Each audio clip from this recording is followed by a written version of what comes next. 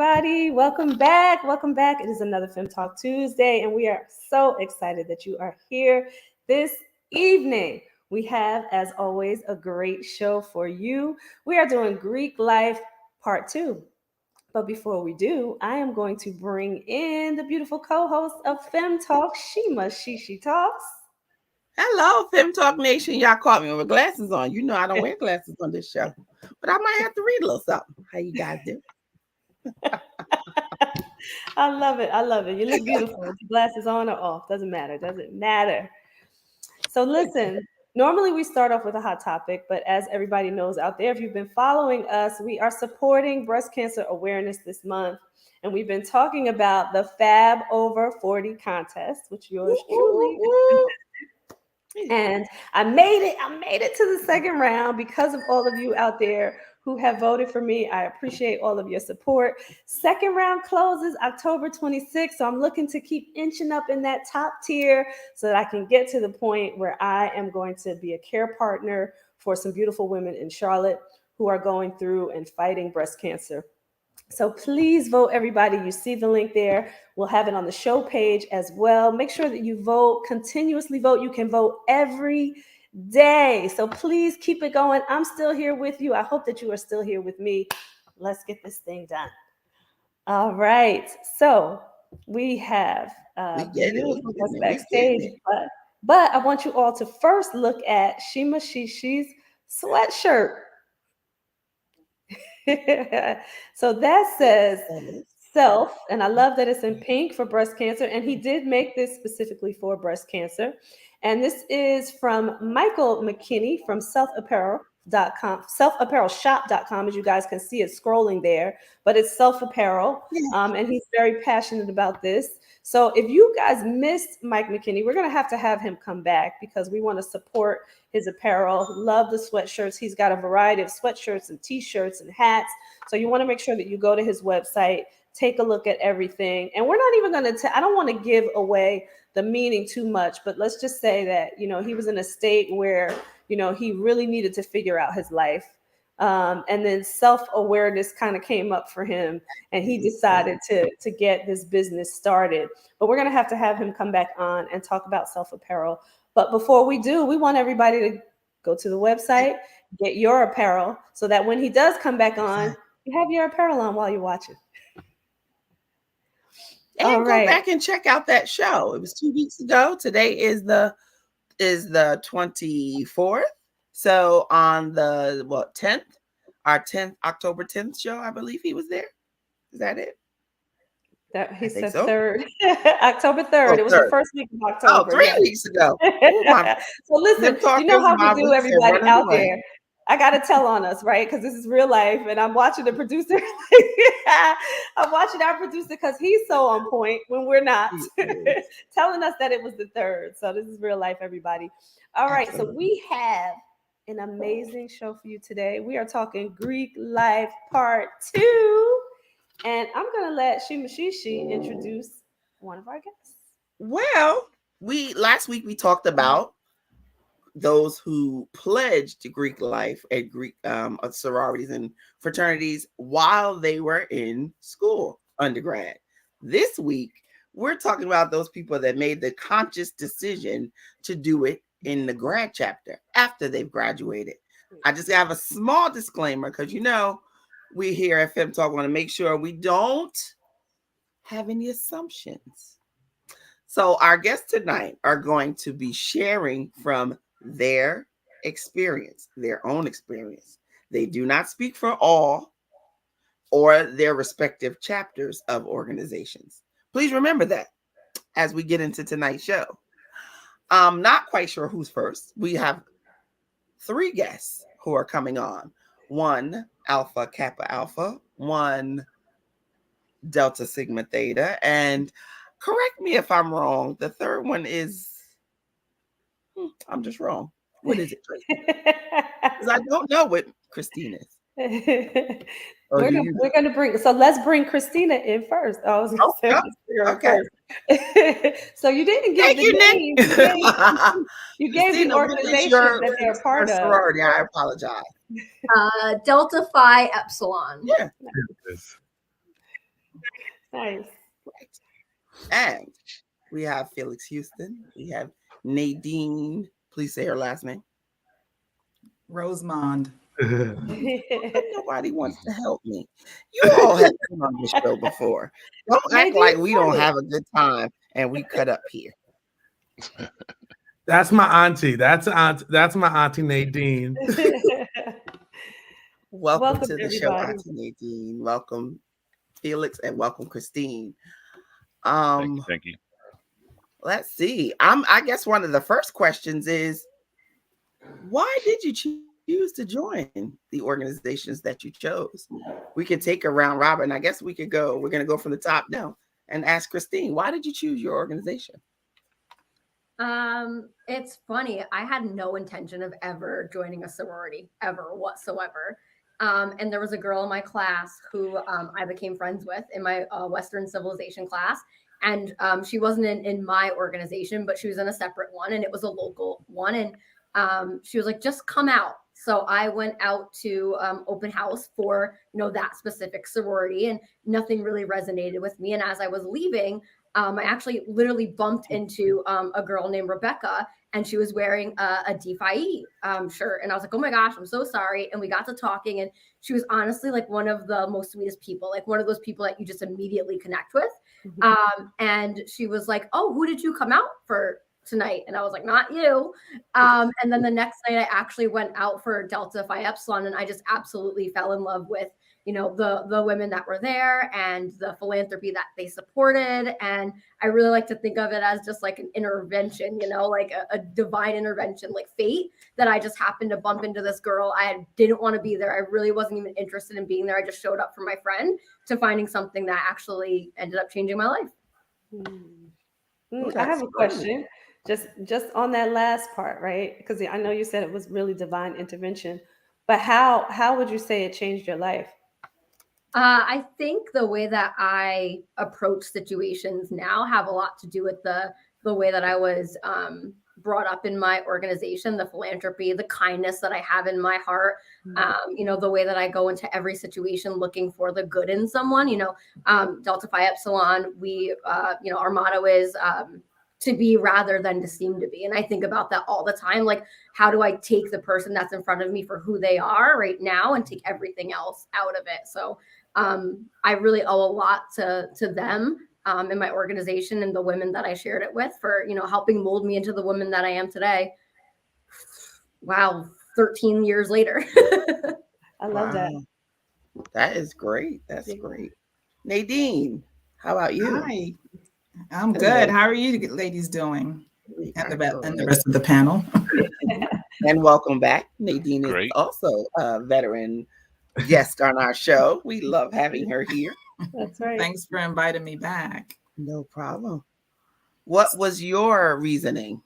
My reasoning was, I have an older sister who pledged while she was in college, and I just looked at what they were doing. I liked what they were doing. I liked what they were about.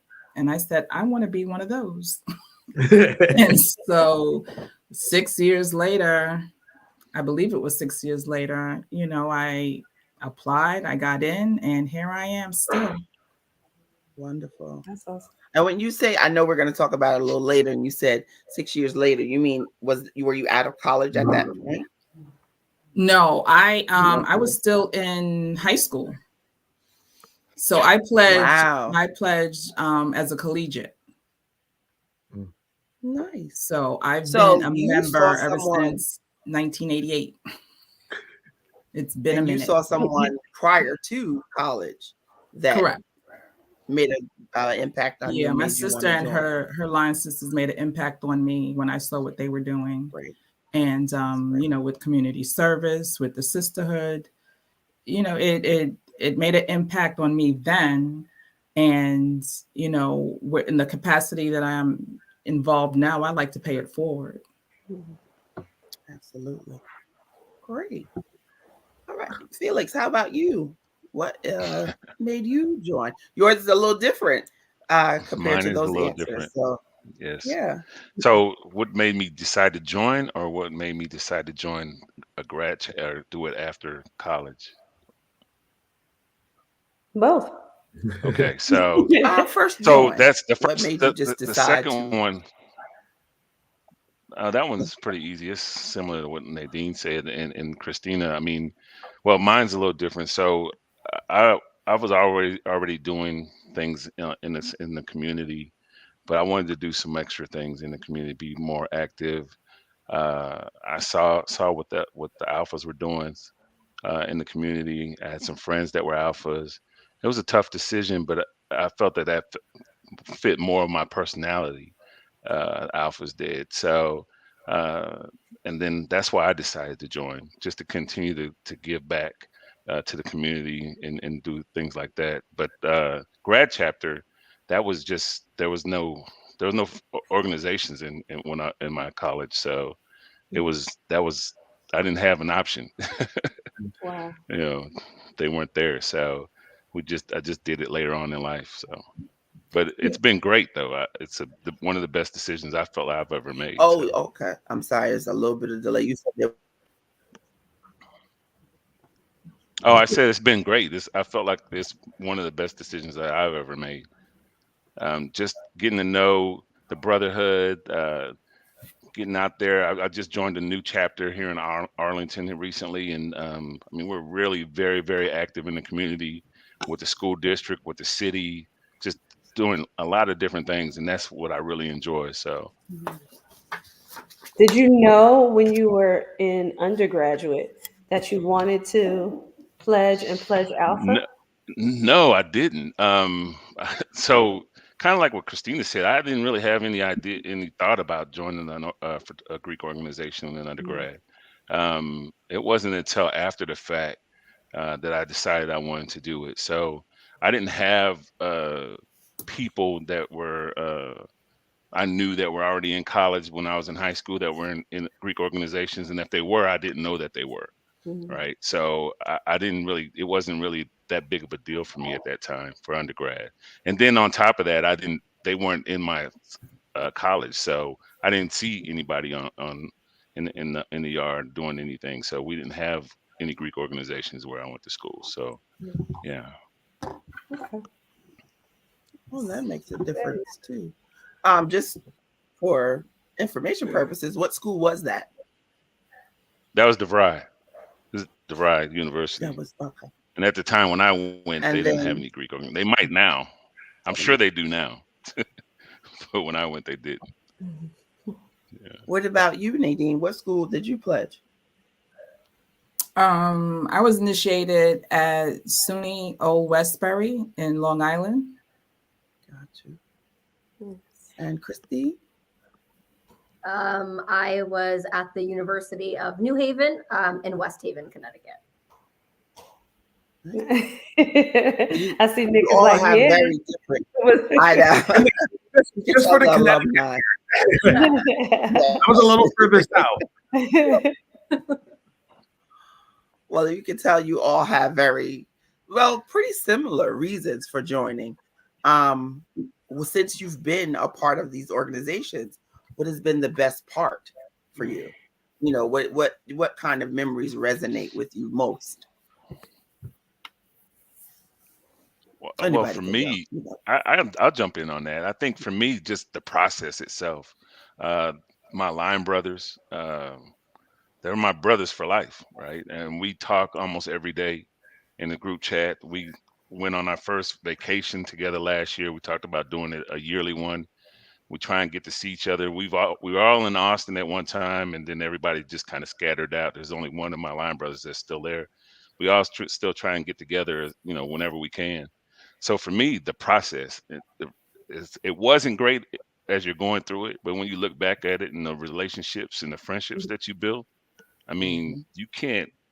It's just that part for me is the best part of it, because I'll be with those guys for the rest of my life, right? They're going to be my brothers for the rest of my life. Like I said, we talk all the time. We try and go to each other's kids' graduations or birthday parties if we can, even though we're not in the same state anymore. We try and get together, so we still have that bond. So that's the most gratifying part to me. And then on the other side of that is just being able to give back in the community. Being able to see those kids' faces when you're doing stuff for the different schools or the back to school or whatever it may be.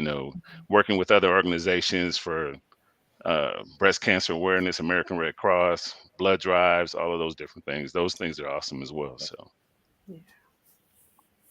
I'll jump in. It's pretty much the same for me.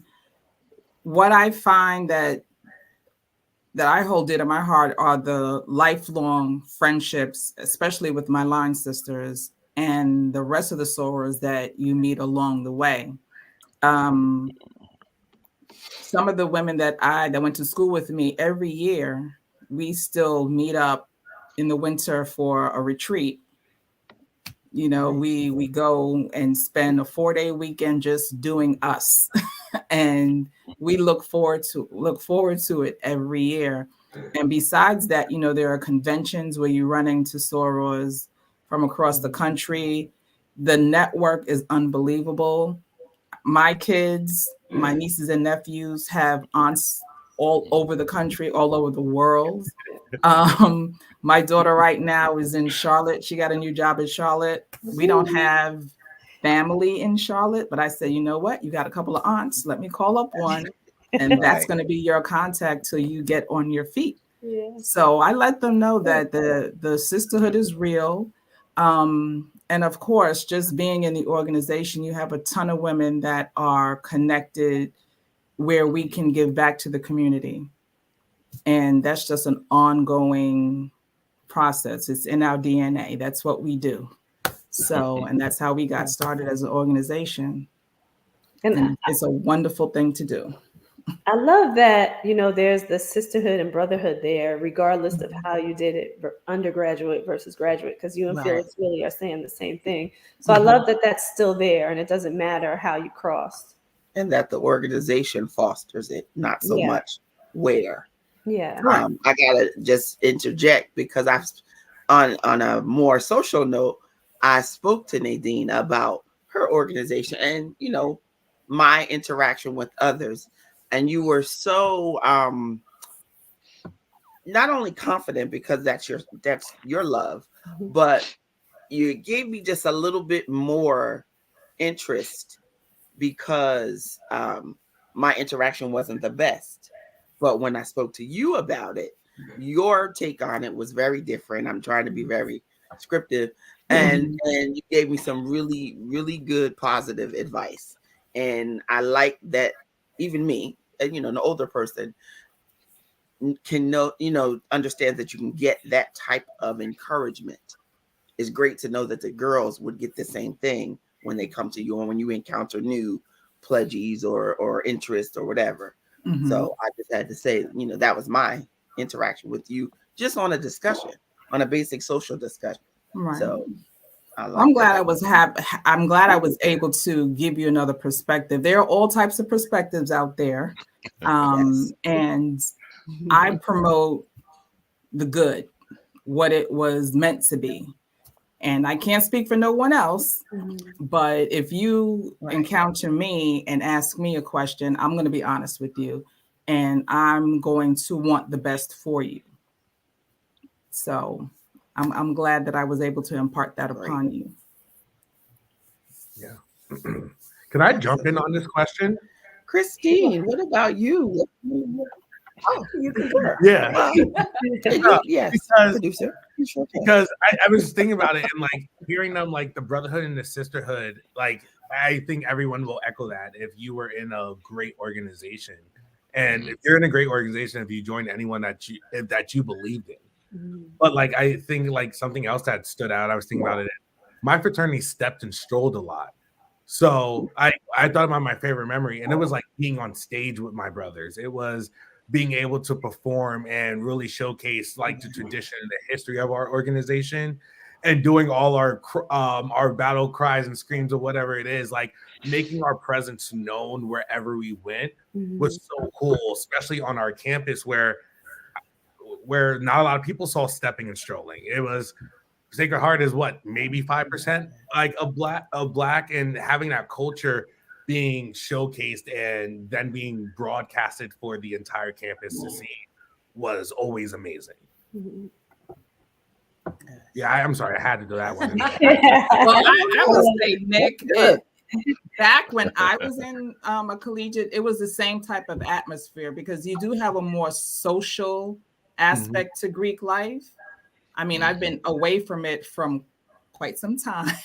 So my approach is a little different, you know, as I move along in the organization. But we still have a couple of alumni chapters that do have stepping, and it's trying to make a comeback because there's a want out there to see that again, to bring it back. Need for it.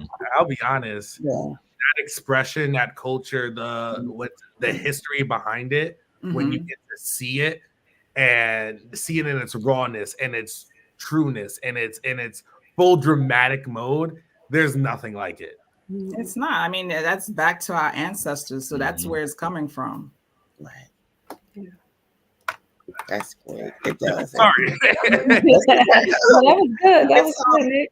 Right. You can tell that, you know, you guys are showing your passion for it and the love for it. So it's coming through with all of the things that you're saying. So go with it if you feel it.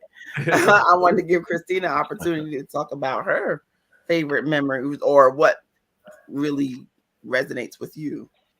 I think like the support that I gained from just joining my organization, not just my organization, but you know, at my college, the other Greek life organizations. Some of my best friends are brothers of, you know, Sigma Chi or Delta Chi, and I have, you know, close friends of like Phi Sigma Sigma. So like just the umbrella and the reach that you have, you know, you kind of have these step brothers or sisters of other organizations or, you know, even Nick, whenever I meet somebody that's, you know, been in Greek life, I think there's just something so common that we all share within ourselves, that willingness to give back and that empathy. And that's like something that, you know, that character trait for me that, you know, I think back to the best memories of my time at the University of New Haven, and all of them involve either, you know, a philanthropy event that, you know, my organization was doing or one of the other ones that we would show up to, right? If, you know, Delta Phi Epsilon was doing something for cystic fibrosis, you know, Phi Sigma Sigma would be there, Delta Chi would be there, you know, everybody would be there. We always supported all the other organizations. And I think that's something that doesn't get recognized enough in Greek life. It's not really just you and your organization on this boat, or like, you know, my sorority against somebody else's sorority. I think that's a huge misconception. We all really work together to support each other to you know, change the world for the better. Yeah. And you know what, that's good to hear too, because, you know, when I was going to school, when I was in college, some years ago, it seemed like the organizations were rivals, right? It always seemed that way on campus, right? Especially when it came to what Nick was talking about, where they were doing the step shows, and it just always seems like they were battling each other. So it's good to hear that, you know, the organizations come together, particularly for the philanthropy. Yeah, I can't even get that out. Philanthropy work. Jeez. Say that 10 times. Particularly for that, you know, to be able to come together and work together and do what's good for the communities around them. That's nice to hear. Yeah, it's more about them than us, right? Like we have to come together to have an impact for something that's bigger than us. And I think that's a huge part of Greek life. Like the commitment you're making is for something else, something greater. Yeah. If I might chime in, if I don't know if you know about the D9, but there is a national Pan-Hel Council where we all get together for a cause. We do it locally and nationally, so it is a coming together of all of the organizations with the D9 at least. Wow.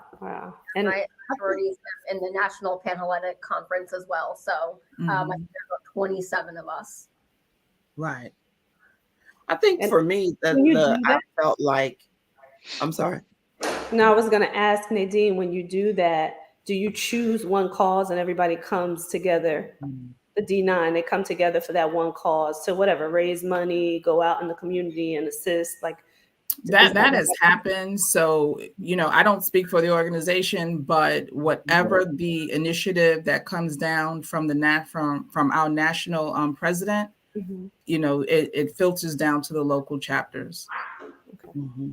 Thanks. I was gonna say, I usually, what my just observation has been, as like you said, there always seems like there's a rivalry, but I think that's more along the same lines as Nick was saying, when there's strolling, they're stepping, when they're, fanning your peacock feathers, so to speak, and, getting at each other, and, actually when you're doing the rushes and things like that, those are the competitive times. When I've seen collaborative community work, I've really seen them come together. It's almost like, let's put this down for a minute because we really got to get this done. And then tomorrow you'll still be red and white and you'll still be pink and green. And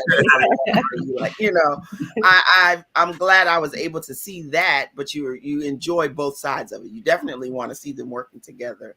But, the little rivalry wasn't too bad. Yeah, it's friendly rivalry, and truth be told, I have some very good friends who are AKAs, who are Sigma Gamma Rhos, and who are Zetas, along with Deltas. So friendship is friendship. It doesn't matter what color you wear. Absolutely. No, you just get to talk trash to one another every now and then. That's what we do. You joined the wrong frat. That's all.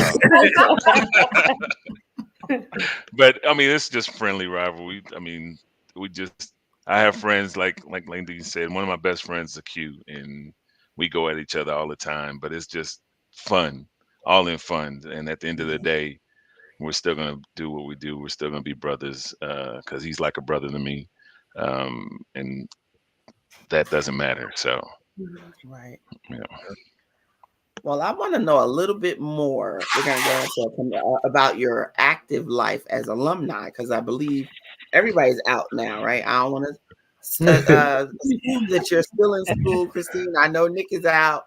Everybody's out. I want to know more about your active alumni life as in the Greek life. But we're going to go to the commercial, and we'll come back and get those answers from you guys.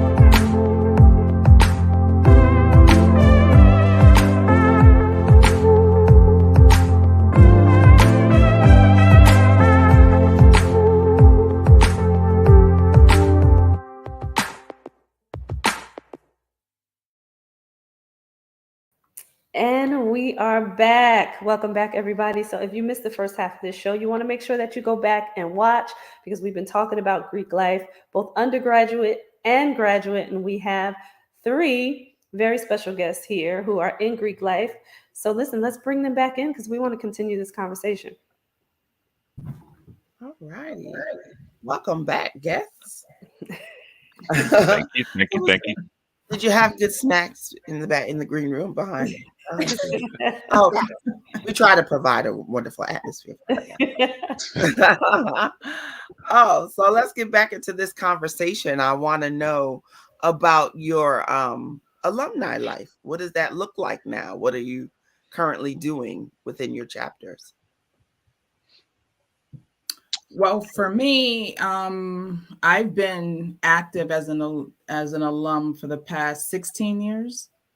And within the chapter, you belong to several committees that focus on different aspects of community service. I've taken on some leadership roles in the chapter, and enjoying myself while doing it. So that's what I've been doing so far. That's What about you, I love it. Felix? For me, I actually just recently got active again in an alumni chapter here in Arlington area. When I moved, I was living in Austin. That's where I crossed over, moved back home to Dallas, and was looking for a chapter in the area. Visited a few chapters, met a number of good brothers while I was going through that process, and then one of my close friends. He hit me up and wanted to become an alpha, and I started talking to him about it, and he started asking me questions, and I was just trying to give him what I could, uh, just some information. And he found a chapter, and I pointed him in the direction. He found a chapter. When he crossed, Mhm. he kept talking to me about it and saying, "Man, it's a really good chapter, really good chapter." And he knew I was still looking for a chapter that I felt comfortable with. And I went and visited them. It was during COVID when I first visited with them, and it was through a Zoom meeting. Everybody was doing Zoom meetings, and finally went out and met them at a Final Friday event, and Mhm. met some of the guys and connected with a number of the brothers in the chapter, and then went to a couple of events that they were doing in the community, and looked at their website and some other things that they were doing, and saw how active they were. And that was when I decided to get active again with that chapter, and it's been a great decision. Everyone I've met so far have been really, really great. They've welcomed me in. And then the chapter, like I said, is really active in the community. And that's one of the things that I really wanted to get back to since I left my chapter in Austin. So it's been great since I've been back. Been enjoying it. Happy to be back active. So I'm just looking forward to moving forward with this chapter. That's good. Yeah. It's good that you had the opportunity, that it gives you the opportunity to really find a good fit.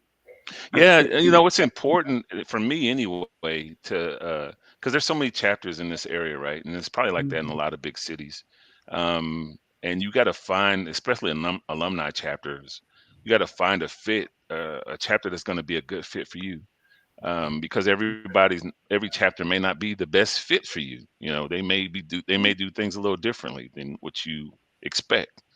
And then you got to find the folks in those chapters that you really connect with, because you're going to be hopefully working with them on a number of initiatives. So you have to be able to find that connection too. So for me, it Right. was like an interview process, right? I went to a couple of different chapters, their meetings before COVID, met those brothers, saw how they held their meetings, what they did outside of the meetings in the community, met them at different events. And for me, it was like an interview process. I had to find one that fit me, that I thought was going to be, I could be a benefit to them, and then they could be a benefit to me. So I Right. think I think I found the right chapter. So I, I'm I'm just happy about about it. It just took a while.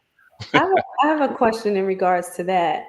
Um, when you are already in the organization, whether you're active or inactive, it's Mhm. because you were looking for a chapter. Do you not have to be like in a specific area, town, county to join an alumni chapter? Like when you're, reactivating. So you can join an alumni chapter anywhere in here in Dallas. I don't know about Mhm. other areas. Hmm. We can join any alumni chapter in the Dallas Fort Worth area. So Okay. it does they just started a chapter probably 5 minutes from my house, and they was in that process when I was going through my process, and they sent me the communications, wanted me to join a chapter, and at the time I said yeah, I would, but then I got to meet these guys in Arlington and decided that was going to be a better fit. Some of those guys in the chapter that just started, I met previously at they were in other chapters. Okay. So they Oh, left okay. that chapter, decided to start a chapter on this side of town to support this area. Um, but for me, that chapter in Arlington, which is probably 30 minutes for me, just felt like a better fit. So in Dallas, you can join any chapter any alumni chapter that you want to. Okay. Other cities, it may be a little different. I'm not really Mhm. sure, but we don't. You can't. You you don't have to join the chapter that's close to you, right? You can. if you decide you want to go to North Dallas, join that chapter, you want to make that drive, that's your decision. You know. Okay. Thank you for that. You're welcome.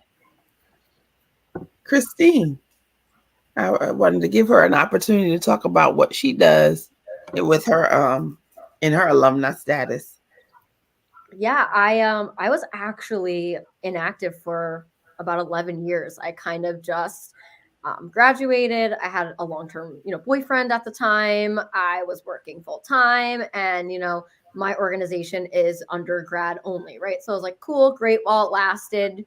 Time to move on and pay my alumni dues. But eventually, I was like, I don't know what these dues are going towards, so I'm gonna go inactive. And my big actually reached out to me about 2-3 months ago. And she was like, hey, our chapter needs some guidance and some help with new member recruitment and the whole process. I want to take that on. Would you want to join me?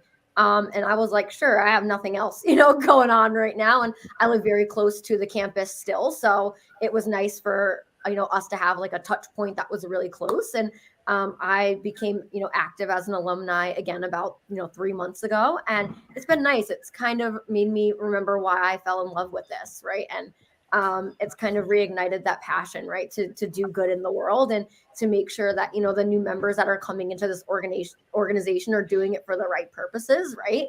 And that, they really want to live up to what it means to be in Delta Phi Epsilon. I think, it's an honor to get to be in any one of our organizations, and we're very proud to, represent our organizations.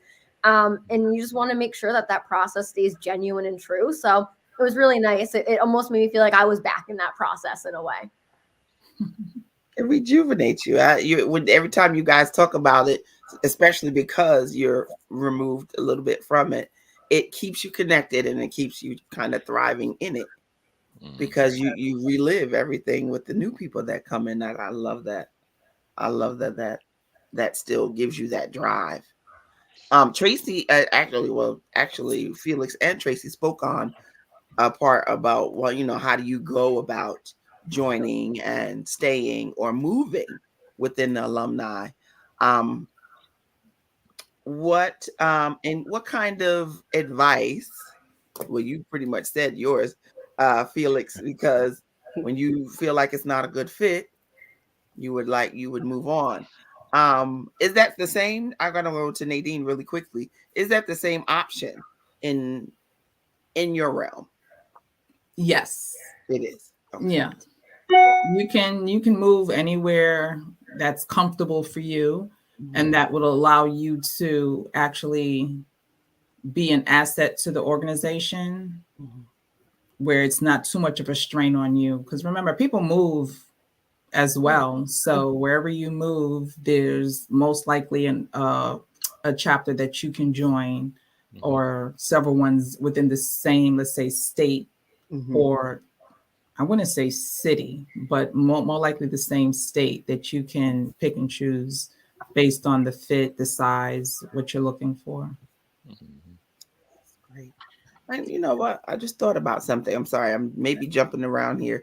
But Christine, would you ever think about being that alumni head, since it's something that you guys, and I'm hoping I'm understanding it when you said it, since it's something that you have not, it's a newer organization, it's something that you have not had, because you said once you left there, you felt like it stayed there. Would you ever think about doing that?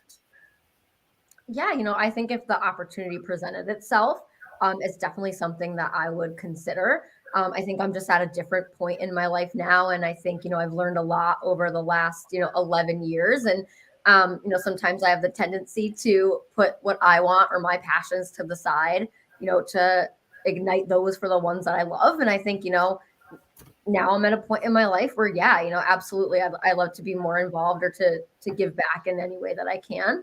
Because, we're raising future leaders, right? Like, so many leaders have been a part of Greek life in some shape or form. And that's the way I look at it. Like, we're raising the next generation of leaders, and that's something that's, important.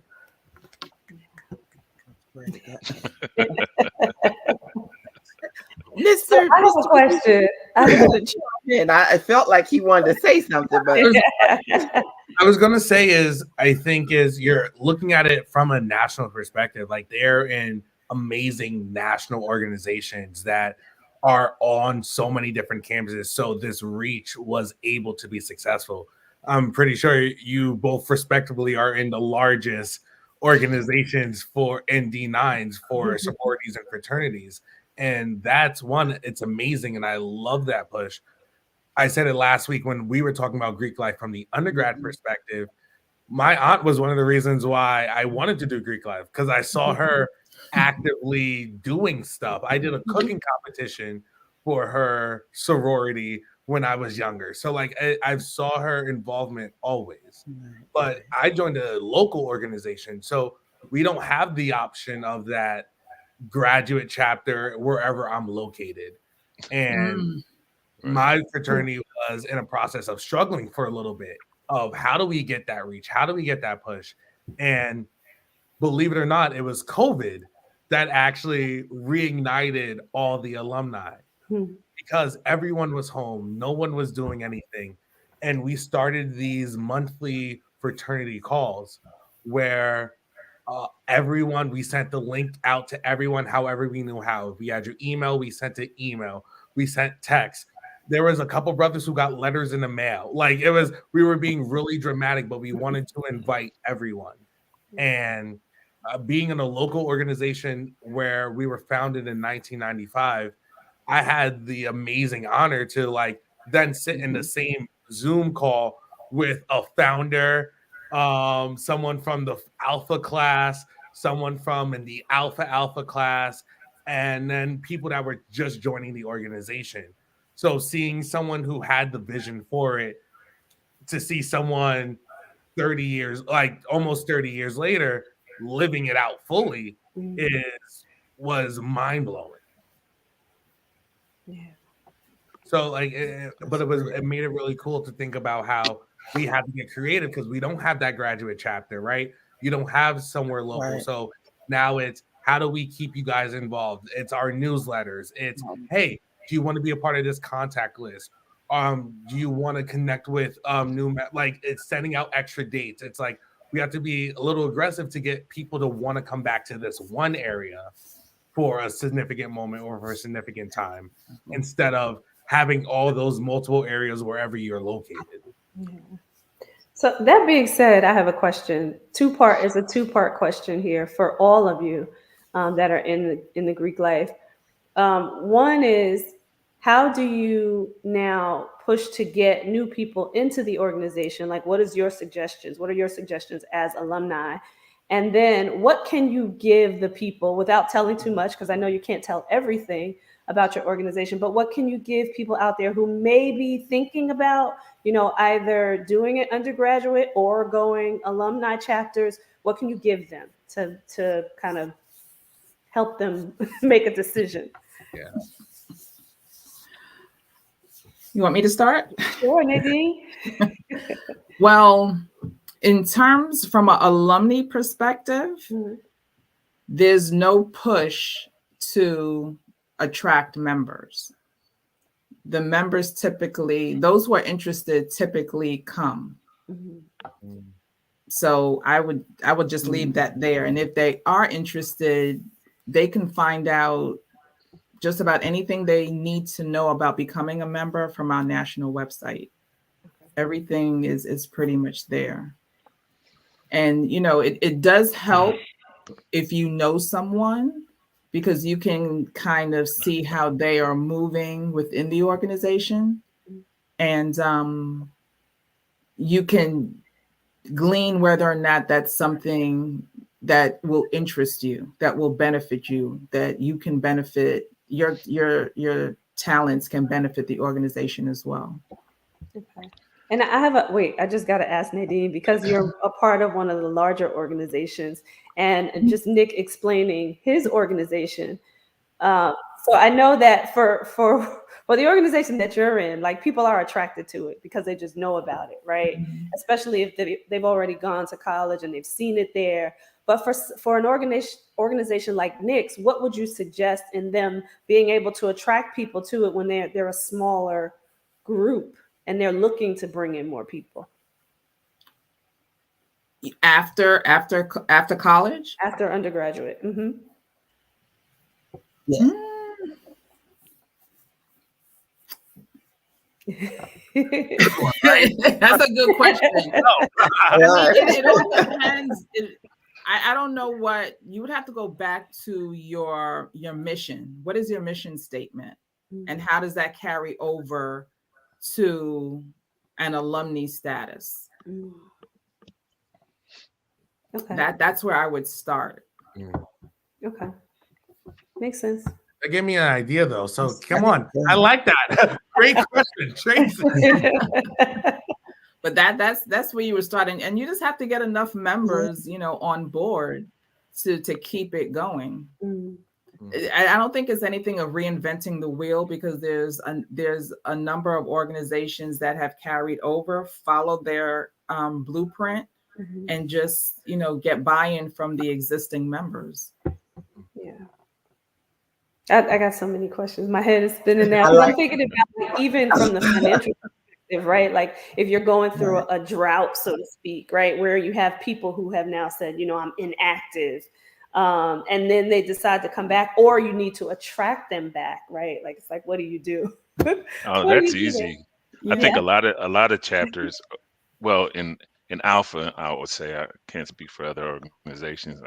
Not speaking for Alpha as an organization either. Just my experience. That's right.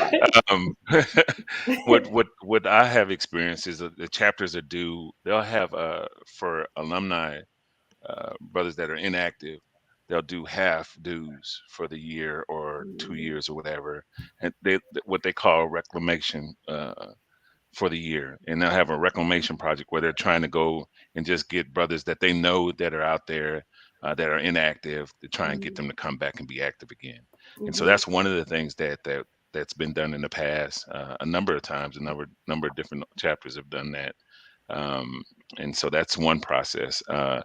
For your first question, kind of what Nadine said, I mean, as far as trying to get people to come into Alpha Phi Alpha, I mean, there's no recruiting or anything like that. We don't do anything like that. You have to decide that that's what you want to do. All the information, ditto of what Nadine says, out on our national website. It really helps, just to add on to what she said as well. It really helps if you know someone, because that gives you an opportunity to ask questions. And depending on those questions will determine the answers you get, right? Some questions you may not get an answer, right? If it's the general question, more than likely you'll get an answer to that because it's on the national website. That you can find it there. So so now you guys on the website. Go to the website. My business brain is going. Go to the website.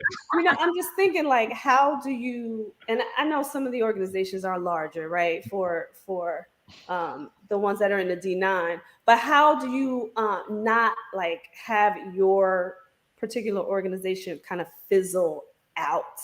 You know what I mean? Because there's so much reliance on other things now, like social media and all of that. So it's literally that, I think, because I'm seeing both sides of it, right? I'm on the executive board for our alumni, right? So I oversee how the alumni operates. But because of that, we are involved with the undergrads, and I'm involved with the undergrads this year. And I think on both realms, it's social, like Jen, I know we didn't highlight her, but Jen commented, and social media is a huge thing. We had to pull the alumni in and the undergrads in and go, your social media presence is horrible. I go, no one's following you, no one's hearing you, no one's seeing you. So it doesn't matter what you're doing, you have no presence. So I think it's having that presence. It's easy to have a presence when you're on campus. When you're on campus, because you're doing stuff. It's advertised, it's done for you. When you're an alumni, it's because you really want to do it. It's because you're there. And the only way people see you at that point would be social media. And I think what you see now in social media is as Christina mentioned, the leaders. You see those people representing those letters. You see them do work in that philanthropy work with their letters on, and it makes you question. Mm-hmm. Then if you know someone, you can ask more, you can ask the questions you have and see if that's an option for you. But it's what you see, it's what you see online, but it's what you see in person. Yeah. I don't think you can join an organization without knowing someone in it. Because then what do you really, or like without trying to get to know someone? Yeah. Right. That part right there, I kind of agree with you, and almost because, and the reason I say that is we had 23 initiates that for coming in for the fall. Out of those 23, I don't think, and I talked to probably 8 of them or 9, maybe 10 of them. Half of them didn't know anyone in the chapter. Now that's hard for them because there's a process, right? You have to have a sponsor and all of this other stuff. So you have to go to every function to get to know the brothers in the chapter. So yeah, I mean, you have a number of people that decide that this is where they want to go, that they don't have that relationship or have a relationship with someone in the organization, and decide that's what they wanted to do anyway. It's a process. It may be a little harder, but I mean, there's a number of people that do it. So if you know someone, it makes it a little easier, right? Kind of like what you were saying. Nate, it makes it a little easier. Or Nick, sorry, it makes it a little easier. But yeah, so I think it's that knowing someone is the draw in some cases, and then like Christine said, she didn't go for anything specific, but as she got to know the people that were there or just interested in the rush itself, that particular person drew her in. Mm-hmm. And she never had an idea of which one she wanted anyway. She was going for knowledge. And I think it's key. I have to agree with all of you. I think it's key to know someone, or even just to have just to be curious of what that person's experience is in their organization, so that you could decide for yourself. Because like you said, it's an interview, and it becomes whether this fits me. They're interviewing you. And I just say this because we always talk about the kids, and this may be the final words. Don't forget that you're interviewing them as well as they're interviewing you. Yes, they make the final decision, but you're going in, and I think we said this last week, you're going in with attributes that you hope they would want. Get out there and make sure that you get some community service under your belt on your own, so that when you come to them, you can present this. I'm doing this on my own, but I would love to do it with or in conjunction with your organization. I mean, you have to put forth your best foot no matter what. Let that be the start.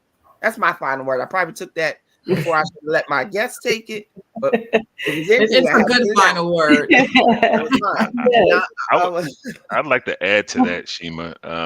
I'm sorry, Felix. Oh, go ahead, Tracy. It's your show. We have to close out. We have to close out the show. No, I don't want to add. We just have to close out the show. So I apologize. But let's put your comments in on the show page, if you don't mind. And you can give them to us and we'll put them there. We appreciate everybody out there. We thank you so much for being here. And we will see you all next week at 8:30 p.m. Eastern Standard Time right here on FEM Talk.